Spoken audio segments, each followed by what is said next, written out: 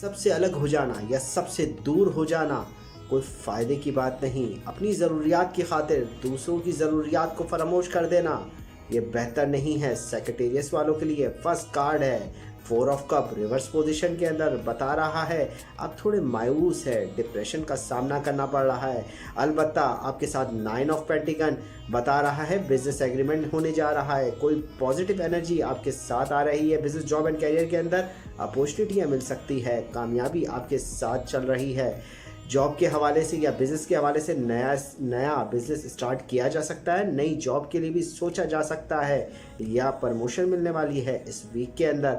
आने वाले फ्यूचर के हवाले से 3 ऑफ वाइंड अपराइट पोजीशन के अंदर बता रहा है सोचा जा रहा है।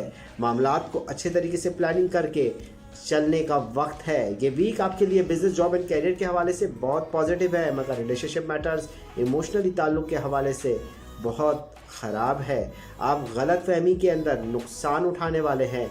इमोशनली तौर पर आपके पार्टनर की फीलिंग भी आपके लिए बेहतर नहीं है। सेक्रेटेरियस वीकली रीडिंग।